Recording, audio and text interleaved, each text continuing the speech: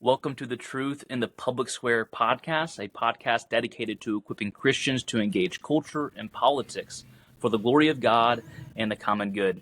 I'm your host, Harrison Lang, and on today's podcast, I am joined by TPS's very own Isaiah Callerman for our first episode on what is truth in the public square. Isaiah, along with his role at TPS, serves with the Beza Institute over their communications, and then also has been a recent graduate with me at Midwestern Seminary and Spurgeon College. Isaiah, welcome to the podcast. It's great to be here. Yep. If you wouldn't mind just telling our listeners just an update of who you are and what you have going on currently in your family. I know you have a second daughter due coming up, but if there's anything else you'd like to add about the Callerman family. Yeah, sure. My name's Isaiah Callerman, married to Sarah, and we have one daughter, 1.5, and another due any day now. I, like you mentioned, graduated from Spurgeon College back in 2024, studied philosophy, have been interested in the history of ideas, politics, American history for quite some time, so it's exciting to kind of get my hands dirty with some practical work in those fields from a Christian perspective. Yeah, it's been great to get to know you over the past few years at Spurgeon College. We worked together closely in some way or another, working for administrators of the institution, and it's been great to to see you and your wife flourish, even as y'all have departed from Kansas City over the past year. And just many blessings to you, and just thankful for your partnership with me on this. For our first episode, I did want us to have a conversation about our goals and our purposes of truth in the public square. What is our ultimate goal and purpose for why we have created this nonprofit to serve Christ, to serve His churches, to serve fellow believers, to ultimately be engaged in the public square. And so I think a good way to start that off is to mention our commitments. And so I'm going to list all of our commitments, and then I think one by one we can just kind of mention our comments and why this is essential for Christians in general, but also for Christians to have a robust political theology. And so we have historic Christianity. We are committed to historic Christianity. We are also committed to federalism, the family, Christian patriotism, social conservatism, and then fiscal conservatism as well. And so on our first comments on historical Christianity, I think this is just so vital to understand for every Christian that our faith is rooted in the historic church. It is not novel to church history. Our biblical commitments, such as biblical inerrancy, that's why all of our staff members and our board of directors will affirm the Nicene Creed, the Chicago Statement on Inerrancy, and a couple other confessions when it talks about biblical sexuality. Is there any comments that you have, Isaiah, on why historical Christianity is just so central for any sort of political engagement for Christians? Yeah, absolutely. Something that comes to mind immediately is an illustration from Francis Schaeffer. I believe it's in his book, How Should We Then Live? Mm-hmm. And he talks about the history of ideas and how for generations there has been a succession of people coming and say, essentially drawing a circle and saying, here is how you understand all of reality. And then the next guy comes along, crosses it out, and says, no, here, and draws a new circle, and on and on and on, and this constant. And when you study philosophy, even, political philosophy, you see that's the case. It's just kind of a constant conversation that ultimately seems to get nowhere if you don't have Christianity. Ultimately, and that's where Schaeffer lands in that book, is really it's only historic Christianity that can, in a satisfying and coherent way, answer all of the ultimate questions about reality, man's place in the cosmos, and his relation to God. And obviously this has implications for our politics. What is man? Who is God? What does he require of us? And those are profound questions that everything else flows from. And certainly when it comes to questions of justice, how our nations should be ordered, how Christians should interact with the state, we need to understand what we believe, not just what we today have decided out of nowhere we believe, but the faith passed down through generations that we cling to. And because it is a firm foundation, even for these questions in politics and uh, engagement in the public square that can be quite complicated. And Hmm. we may not always arrive at the exact same conclusions, but if we can solidify a starting point, which is what we're trying to do with these statements and the Nicene Creed. Just here is our foundation. Um, Hmm. those are incredibly important things to get right in the first Hmm. place. Otherwise, we're going to be all over the place. We're going to have a really hard time moving towards anything coherent in terms of a vision for politics if we don't get those fundamental questions right in the first place. So. No, I'm 100% with you there, and I love your mention of Francis Schaeffer. For any of our listeners, if you have not read anything from Francis Schaeffer, first thing you need to do during this new year is to read some Francis Schaeffer. He will just immensely serve you, anywhere from biblical spirituality to philosophy to Christian apologetics to theology. He will just really help you just have a full grasp of the Christian faith and the Christian tradition. And as Isaiah said, actually really help us understand what does our Christianity that's rooted in historic Christian faith serve us as we try to engage in the public square. Our next commitment is federalism, right? So we're going from historical Christianity to federalism, which seems like a big jump, big difference. Federalism, obviously, one of the most helpful doctrines when it comes to um, our American Constitution. And we've got the Federalist Papers, Alexander Hamilton, John Jay, James Madison. I forgot how many, it's like 80 or 90 plus papers in the Federalist Papers. I have it just over here. But yeah, and so federalism, is the division of powers, a separation between the national government and quote unquote the federal government, which can kind of be a little confusing, but think state government. And so, Isaiah, do you have any comments on just the benefits of federalism when it comes to, yeah, just our republic?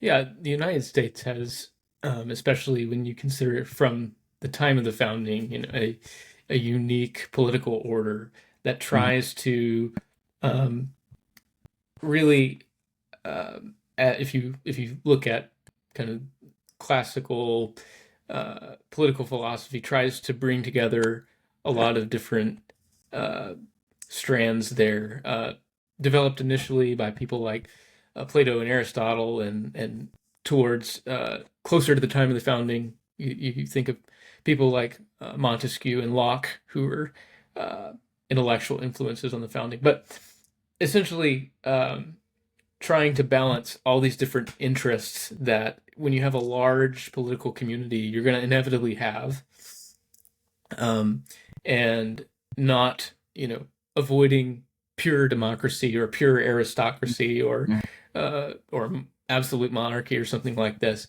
to try and reach kind of a virtuous middle ground that brings all these different interests together Mm-hmm. to pursue what's best for the common good. Mm-hmm.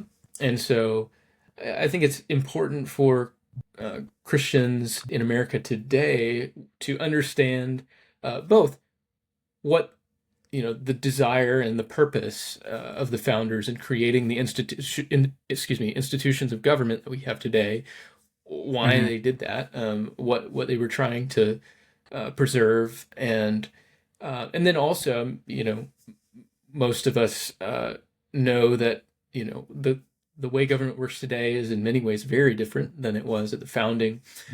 But it's at the same time, a lot of the same frameworks are there, and there's so much that the average person can do politically at the local level, at the state level, um, that often I think are uh, overlooked.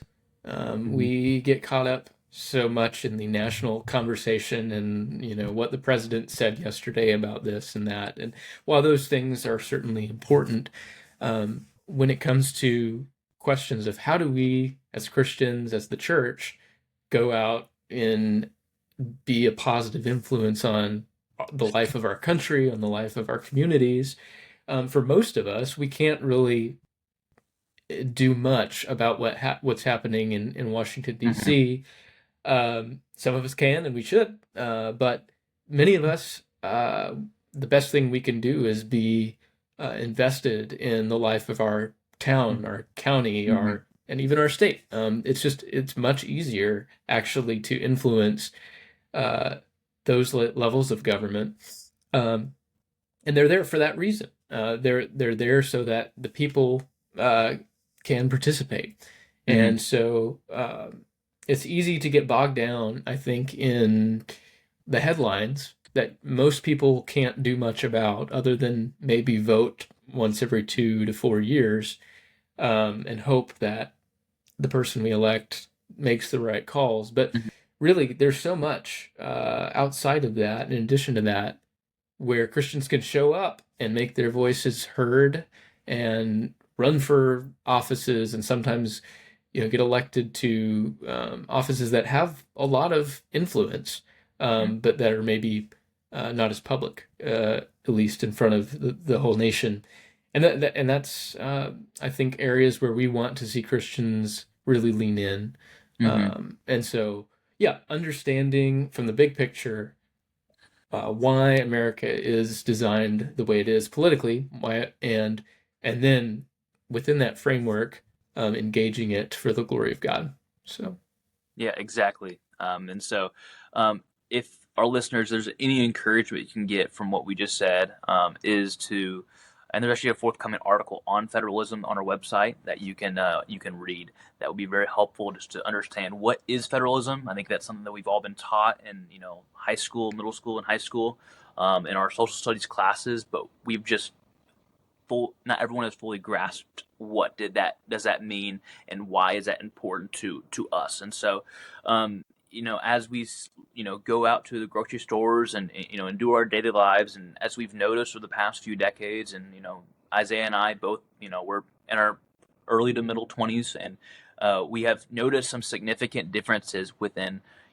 our suburban nice communities that have totally been corrupted, been totally changed. And we do believe that federalism is actually, I think, beneficial and good, something that we should desire to keep. But it also allows us as Christians to ultimately cultivate change in our society. And so, if we were in a pure democracy, or something that was, a democratic system where it only focused on the national government, not state governments and local municipalities, uh, we would have to convince people, as someone in Kansas City, as someone in Michigan currently, we would have to, what we would have to do is we have to convince someone in Los Angeles and New York City, Seattle, to change things in our public policies in our nation. But federalism allows for the stay-at-home mom, the mechanic, the car salesman, to the teacher, to ultimately cultivate change, true and meaningful change in their society, through federalism. So that's why we think it's such an important thing to be committed to. Thirdly, we are committed to the family, and that is the biblical family, a one man and one woman for life, and with the expectation, not that they must, but with the expectation of future or current offspring from a married couple. Isaiah, you are the married one in the room, and the one with now two kids. How is there any comments you have on, just you can even share some personal anecdotes about your time as husband and father over the past few years, and then also just why is this such an important thing to be committed to for Christians trying to cultivate change? yeah, absolutely. The family is central to the Christian vision of politics. And there's so many reasons for this. Obviously, some theological, others very practical. Um, human existence. Obviously, God creates Adam first, but then He says, it's not good that man is alone, and so there's an incompletion there. The creation is not uh, complete and pronounced very good until the woman is created and marriage is inaugurated. And Mm-hmm. so we see from the very beginning, the human vocation on earth is one that is not carried out just by isolated individuals running around doing their own business. It's and it's uh, in there in the garden in the um, the very good state that God creates it in. It is a family that He puts there to uh, be fruitful, multiply, and fill the earth, and that's the first command that God gives to humanity, and something by definition cannot be done by an individual.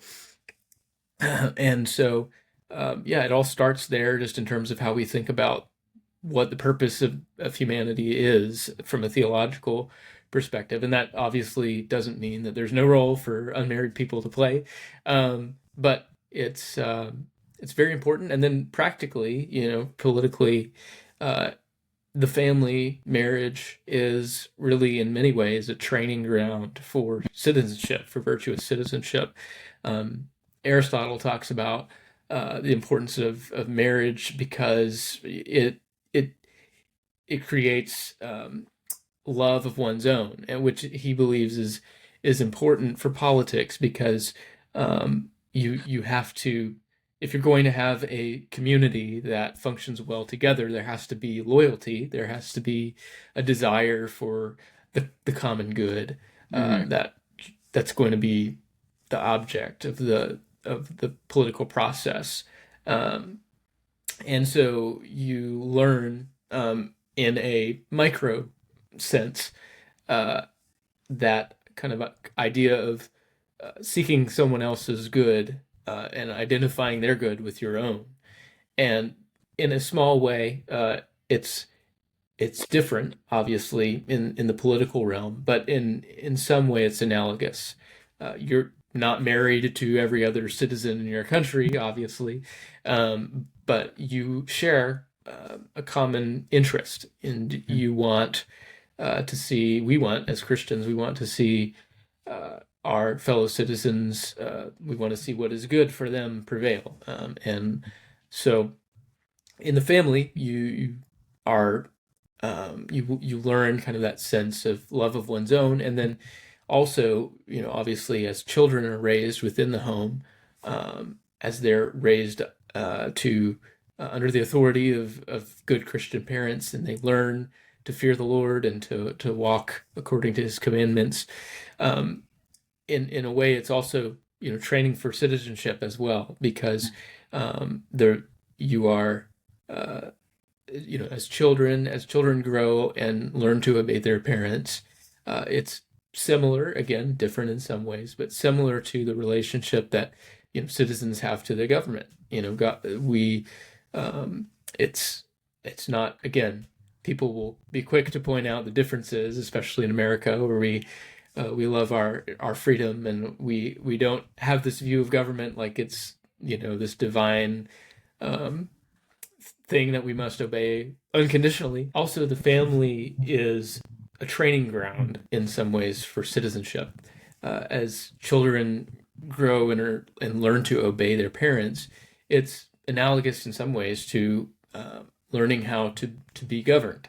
In America, we sometimes have a knee-jerk reaction to the idea of being governed. We want to retain our liberty, but uh, as citizens, if we aren't, and as Christians, I think when our role is a citizen and we're not in an office of government, we are called by God to submit to those who are in authority.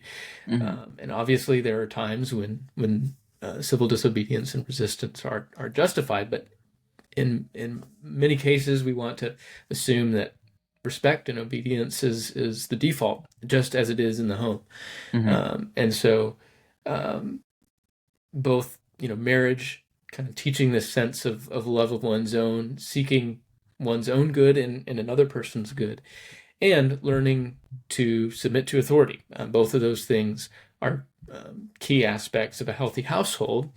And so, if you don't have those things being taught, it's not that you can't teach civic virtue at all. I mean, there are many broken homes and families across this country, and we see all the time God redeeming people out of those situations, and who kind of come, who are able to learn and grow, even though they didn't have that training as a young person. But how much easier is our task if our country is full of families that honor God, that are marked by love and mutual submission and leadership, and those lessons carry over into politics. So, No, exactly. I'm there with you, Isaiah. Where you see the family is ultimately where you'll see the culture and the nation drift. I mean, when you're mentioning how family is the foundation and the building block for citizenship. Just look at the numbers from the 1960s to today. I think that most people, obviously, we praise God that race relations, for the most part, are a lot better than they were in the 1960s when it comes to Jim Crow laws, and especially in the South. But when it comes to matters of in the family, every single demographic has seen a significant rise in fatherlessness in their culture, in their society. And so that's why you're seeing children of every single race and ethnicity. That's why you're seeing a rise in crime. That's why you're seeing a lowering of test scores. That's why you're seeing a lowering in production among people who are millennials and Gen Z, is because they either didn't have a father in the home, or they didn't have a father there emotionally and spiritually in the home. They might have had one physically, but they did not have one who wanted to lead the family and to prepare them for a life. And I think we mainly see that in young men, uniquely, that when fathers are out of the home, it will have a more significant effect on sons than it will on daughters. It'll affect both, but it seems uniquely that there will be a greater impact on young men. And so that's why the family is just so central to any sort of political theology, any sort of public engagement, is that we want to be for the family.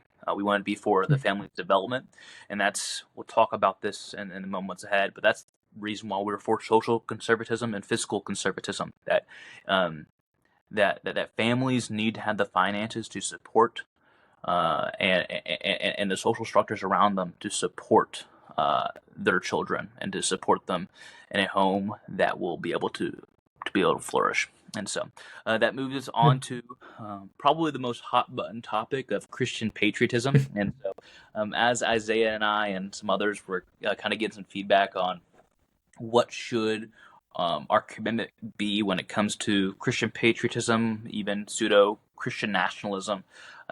We've settled on Christian patriotism because it's a little more clear, and also has doesn't have all the bad nuances of Christian nationalism, especially with those with that hold some sort of ethno Christian nationalism. We do not affirm that. As Isaiah and I were discerning of how to formulate the topic, and also the description of Christian patriotism, we are been heavily influenced by people who would call themselves Christian nationalists, but we've also been influenced by others who would actually recommend not using that term. And so we've elected not to use that term because we believe it could ultimately cause some more division and separating Christians apart. We think that there's Christians on both sides of those on that discussion who are helpful and useful for our political theology, and so we chose Christian patriotism. As we would like to define Christian patriotism, is the Christian's duty and expectation to serve in their public communities, their public state and national involvement to the best of their abilities, and ultimately to see them seek the flourishing of their nation, of their state, of their community, and not for selfish reasons, but for out of love for God and love of neighbor. Isaiah, is there any comments that you have on Christian patriotism? Yeah, absolutely. I think amidst all, as you alluded to, the contested terms of Christian nationalism and um, what I think the best intention of people who champion that terminology are getting at is something we can very much sympathize with and Hmm. promote, and that's simply Christian. We are Christian. We believe we want a Christian social order. We Hmm. want our government to be influenced by Christianity. We want to see Christian morality reflected even in the laws of our country. Um, and then the nationalism, we want to prioritize the interests of our nation. We're not globalists. Hmm. Um, and so, to those things we say amen. But I think Christian patriotism captures the same sentiment. Um, it's Christian. And we think we believe that as Christians, we have an obligation to seek the welfare of our nation.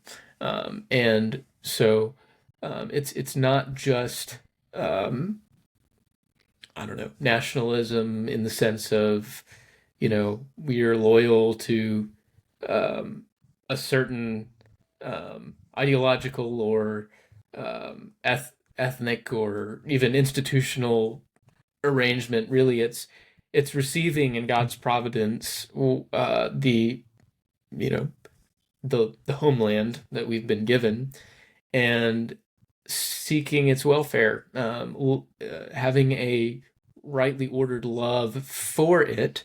Hmm. Um, I was thinking on this point earlier. I believe it's in Jeremiah 29, the passage that's often referred to, where Jeremiah writes to uh, the Israelites in exile in Babylon, telling them to pray for the welfare of their city as they're in exile and that telling them that when even the city they're in, that in its welfare they will find their welfare. And I was thinking, how much more our home country, should we pray for its welfare? Should we seek its welfare?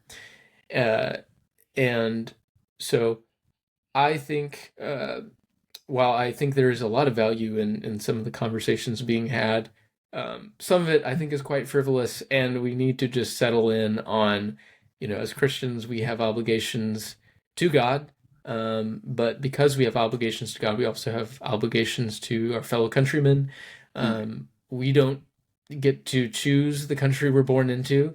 And obviously, um, there's some extent that we freedom of movement, and so it's not a totally involuntary thing. But I think the default disposition should be I was born into this place, Hmm. and unless I'm called to international missions or something that's uh, certainly a good calling, but not the norm. Most people God calls to stay put in their home communities, and so um, that is sort of, I think, Christian obligation we should feel. The country into which I've been born, I should, as a Christian, have a concern for its welfare, and to the extent that I have the opportunity to promote it and to serve, whether that be directly through political means or just through being a faithful Christian who is a faithful witness for Christ and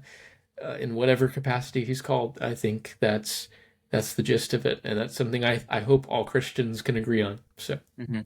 No, yeah, and downstream from Christian patriotism, and we won't touch too much on it here at all, just because it opens up a can of worms. But I think that when we have a proper view of what we mean by Christian patriotism, can help us kind of understand the conversation when it comes to those tough conversations of immigration, especially sure. when it comes to our involvement in overseas wars. If we can build a really robust understanding of Christian patriotism, I think as Christians we can be a little more united when it comes to. We'll still have some differences, and I think that we need to realize that. But hopefully, it can unite us and also kind of help influence the nation and culture for a what we think would be more conducive to human flourishing. Uh, the last two, and we'll kind of cover these together just because they're so similar, but is social conservatism and fiscal conservatism. Social conservatism wouldn't probably be too surprising for many of our listeners that we would have that as a commitment. But fiscal conservatism would seem to be somewhat surprising why we would have that as a Christian organization.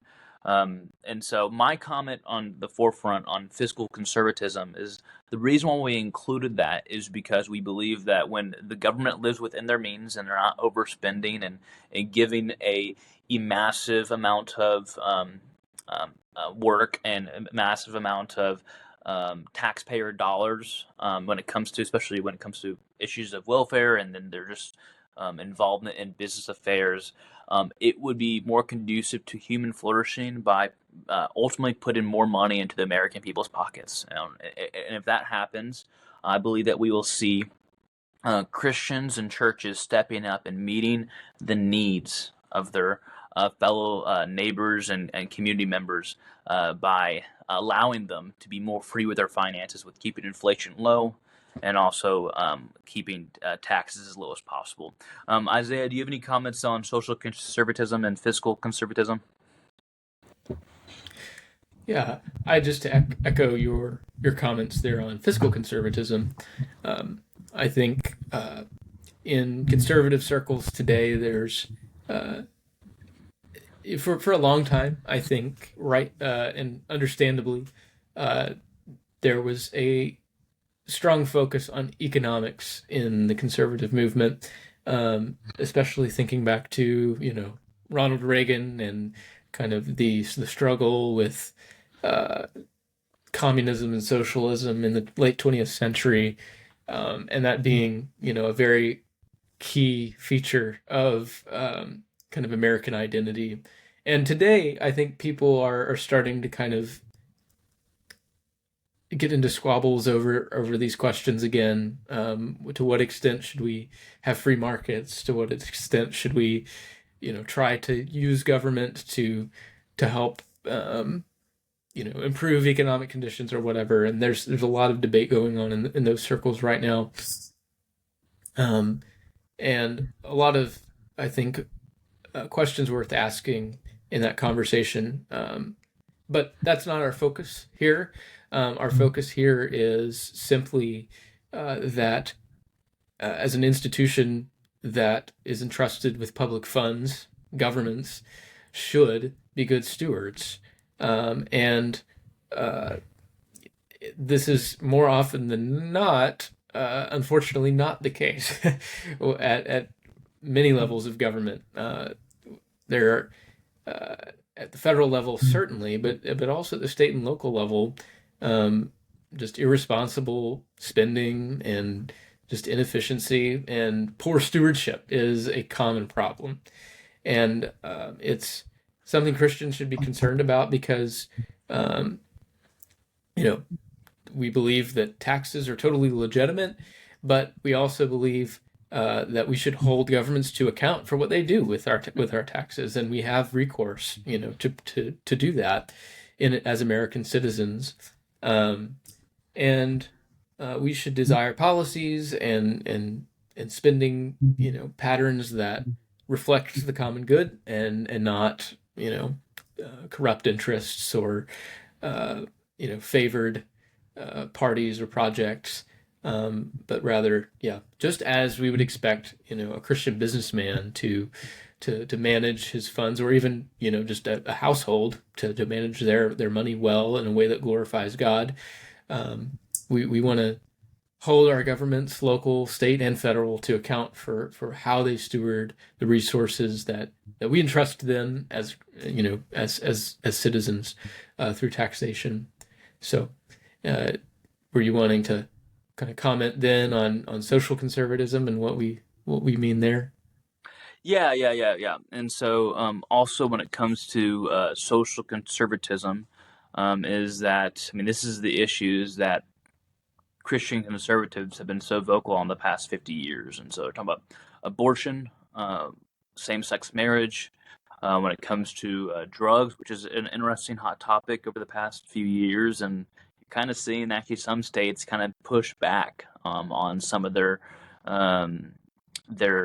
softening up the crimes and the criminal punishment for those who are using illegal drugs. And so just that's just an essential part for human flourishing, is to have a society who will say no, like drugs are bad, abortion's murder, same-sex marriage is not marriage. And so that's what we're committed to. Social conservatism is that we are conserving the family. We are conserving righteousness. We are conserving things that are the most conducive for human flourishing, and to ultimately bring about justice, and also protecting the most vulnerable in our society, and so forth. I do want to move on to our goals, and so we just have covered our six commitments: historic Christianity, federalism, the family, Christian patriotism, social conservatism, and fiscal conservatism.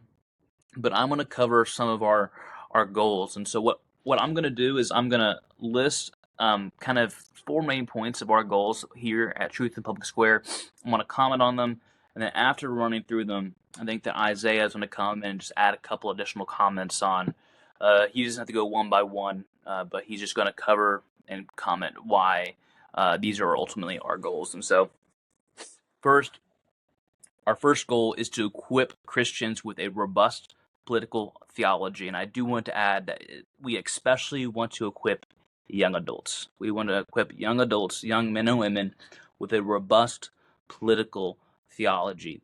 I think over the past 10 years, ever since Donald Trump's been in an office, so all the good of Donald Trump, all the bad of Donald Trump, has made it aware that Christians have not had a really good, robust political theology. So when it comes to immigration, when it comes to his Supreme Court justice appointees, and so forth, Christians haven't been able to be fully equipped to understand what does Christianity and politics go hand in hand. And I think that this most importantly displays in how the next generation has seen these issues. And so over the past 50 plus years, we've seen churches and pastors, understandably, been very weary of commenting on political issues within the local church. And so, and then we of course have had Tim Keller, and I've been blessed by his ministry in a lot of ways, but I think that in a lot of ways in cultural engagement and politics, his third wayism has missed the mark to fully equip Christians, because we shouldn't be surprised with young men especially, where, hey, I love Jesus, I'm following his commands, I want to obey him, I see my culture and nation falling apart, that they're going to want an answer to that. And when the church does not provide an answer, people with contrary worldviews who might have a hint of truth in there will fill that void and ultimately take them over, and not help young men to truly have a full and robust political theology. And so it makes me think about the current influences of people like Nick Fuentes, the influences of people like Andrew Tate among young men, is that if Christians aren't equipping other Christians, especially younger Christians, with how to engage and understand politics, don't be surprised when they are conservative because they're Christian. Because frankly, right now, if you're not, it's really hard to not be a conservative and a Christian right now.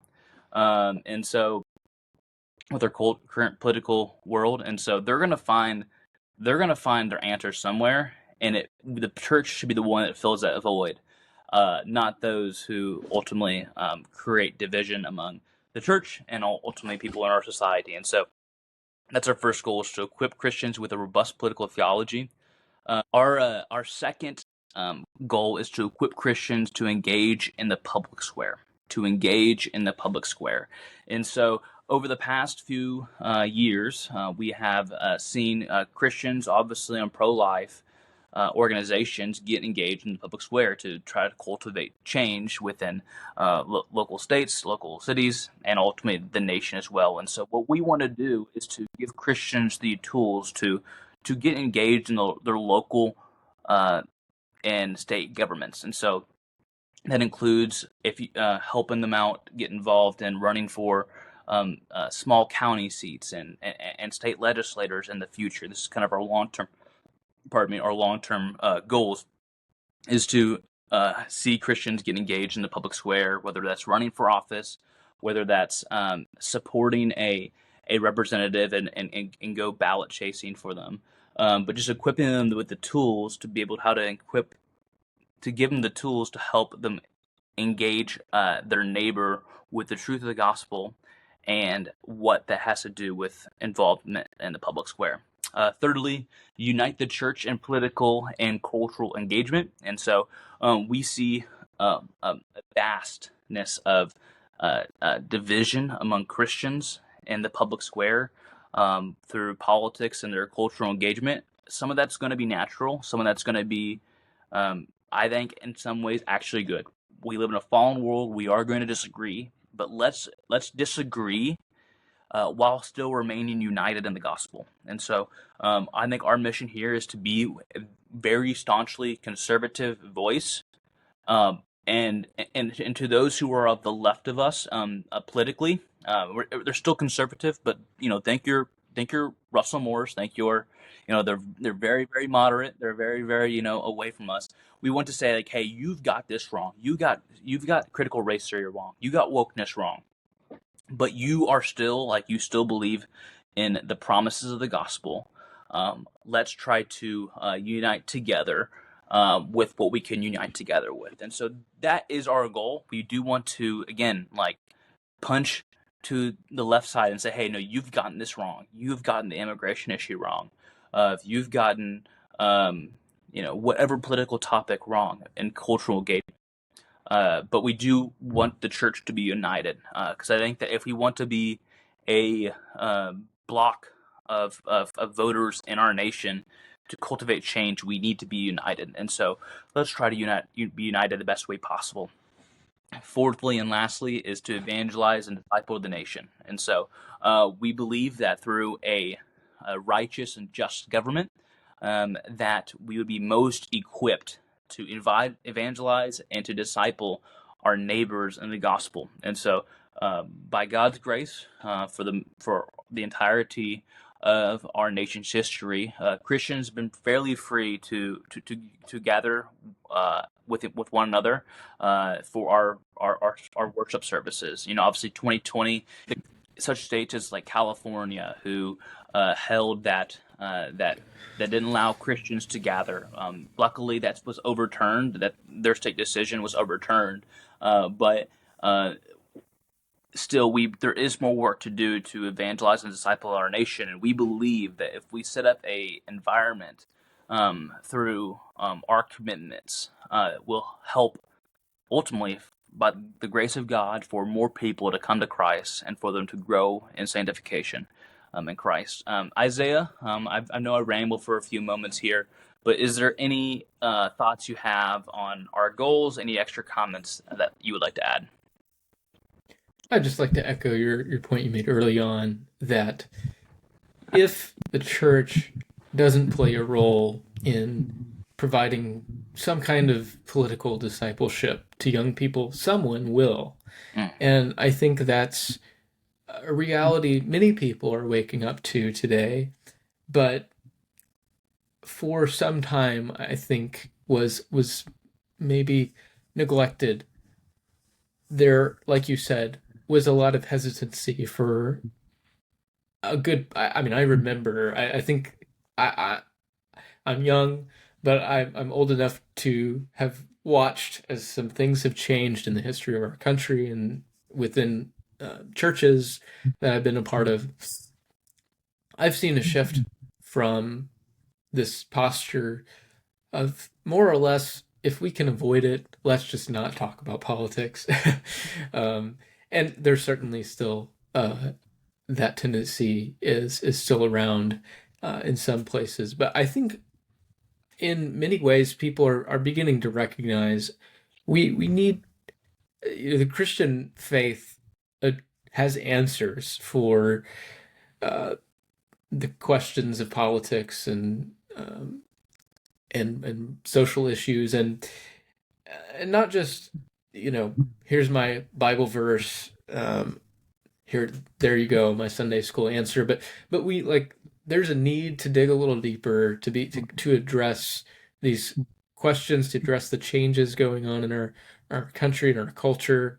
And I think especially you brought up 2020 when the COVID lockdowns and the rioting over the summer and everything that happened really from 2020 to 2021, so much political upheaval really put in everyone's faces that politics will come for you eventually. You can stay quiet about it. You can wish it away, but eventually it will come for you, and uh, you'll have to make decisions that are often very difficult as church leaders, as just normal people.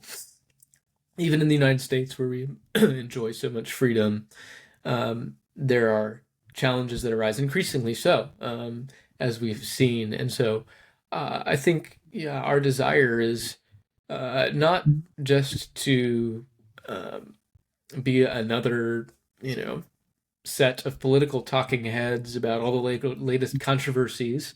I'm sure we will do some weighing in on such things, but ultimately, what we want to do is provide a sort of formation for people, or at least uh, show people the way to places they can go to learn, books they can read, people they can listen to, Hmm. who are smarter than us. But it's necessary. There's uh,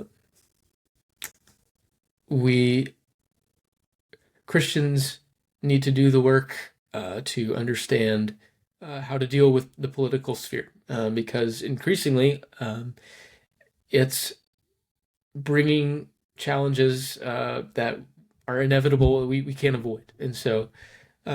And we should also have a particular concern, I think, for the younger people and the rising generation, because politics isn't just about what goes on today. It's about passing down um, a hopefully virtuous and functioning social order to our children, who will, we hope, enjoy the benefits of liberty and freedom long after we do. And so I think the church has an important role to play here.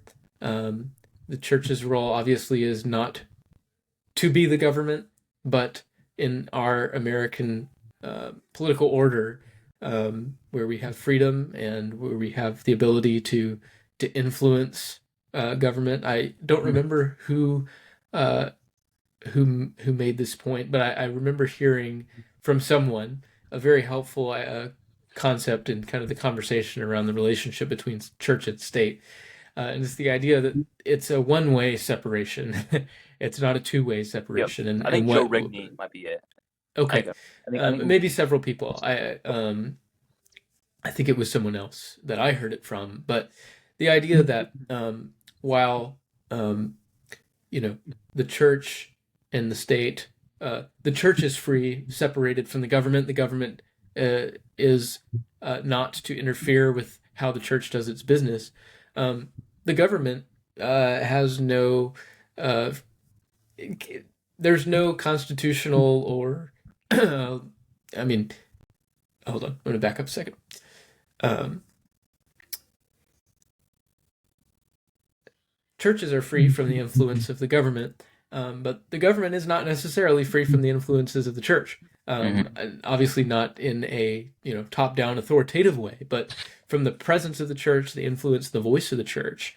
And for this reason, we have Christian think tanks and Christian lobbying organizations. And one of our board members is is a lobbyist who goes to state capitals uh, to promote uh, a Christian moral vision for legislation. And so we want to avail ourselves of that. We have that access in America, and so we should use it to the glory of God and the good of our neighbors. So Exactly. 100% with you there, and that's just an important aspect I think that a lot of churches have forgot over the past few decades is that, yeah, a proper, robust political theology teaches just what you just articulated, that the state is not over the church. They have, and when the state imposes its authority, a authority over the church, they are out of bounds. They are out of their God ordained mode of purpose over society. And so it's just very, very helpful that you articulated that. There's last two things I want to touch on, and that is what content will we produce, and why is it helpful for Christians, and how will it serve it, and then we'll have one last as we conclude. But I do want to mention for a couple minutes just what our ultimate goal is with this and what kind of content we'll produce. And so first is a podcast like this. And so we're hopefully going to produce a weekly podcast that Christians can be enlightened by and help encourage them to serve in some way in the public square in their local level, whether that's by actually running for a position, or whether that is to in some ways support and cultivate the change that we also desire. And then we also are going to have articles, and so there's a couple up that we already have on the website. A lot of these will be opinion pieces that will have whether a TPS staff writer or a guest writer who will write a piece on something that's going on in politics and culture, and how should Christians think about this. We do have a long-term goal of having like state legislative material, and so every state will have a page on the website that Christians can go to and see comments from staff or guest writers about pertinent material that's going on in their local state. And so there might be something going on in the major city, or a major county, or something that's statewide, whether that's Nevada, Wyoming, Kansas, Missouri, Iowa. Our ultimate long-term goal is to produce material for Christians to actually be engaged in the state and local levels. And so that's what our ultimate goal is with articles. But obviously for current time restraints, we can't completely be there just yet. But that is something in the months ahead that we are hoping to start doing. One thing that I really want to highlight is Christians' involvement in culture and politics. And so something that we might do is try to highlight, hey, this is where Christians are filling in the void where the government fails. And so where the government takes our money and does nothing with it, with trying to, have some social safety net, welfare that will help some people who have fallen on hard times. We want to show that when it actually gets taken away from the public sector and the private sector and Christians fill in, it actually gets achieved a lot better than when the government is the one that takes it over. And this ultimately will just serve Christians to have once again, a robust political theology, but also will further help them to get involved in their local state and local politics. Isaiah, is there any comments you have on the content we'll produce, and ultimately how is this beneficial, and how is this going to serve Christians? Yeah, just real quickly, I think my hope is that we can publish resources that provide intellectual backing up. My hope is that we can publish resources that provide intellectual and theological framework for faithful Christian political engagement, and that also highlight the practical side of politics, and highlighting issues that are relevant to our brothers and sisters around the country, showing them ways they can get involved, and also potentially spotlighting and bringing on the show, or having write guest articles, people who are really out there doing the work through, whether they work at a state house or at a local level. So kind of bringing together that, intellectual equipping with practical pointers and resources there. So Yeah, there's so much that we hope to do that might change over time, or we might be doing a lot more, or something a little different than what we're planning on. But we just really want to serve Christians and the church, to kind of help in this political time, to kind of give the answers that I think that a lot of Christians are seeking after. As we conclude, I think there's just three main ways that I want to ask all of our listeners if they could partner with us. And so, the first main way to partner with us is if you could pray. Pray for our leadership, pray for Isaiah and I, pray for our board of directors, pray for our staff and guest writers, that we'll be helpful and we would serve the church well, and that we would write with clarity, and it'd be beneficial. The second isn't to engage, so that is to read our articles, listen to our podcasts, share them with friends and church members and pastors, and to get the word out there about truth in the public square.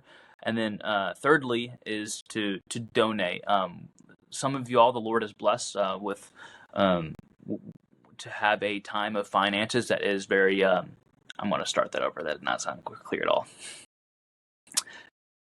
The third way you can partner with us is to donate. And so the Lord has been kind to some of y'all, and we would ask for you to potentially to seek out donating to Truth in the Public Square, so that we can continually produce content and get involved and to seek the culture change around us. And so if that's something that you're interested in, go to www.truthinthepublicsquare.org/donate. That is www.truthinthepublicsquare.org/donate. Well, Isaiah, it was great to have you on the podcast for this first episode. Looking forward to have hopefully many more with you in the future. Likewise. Thanks for having me.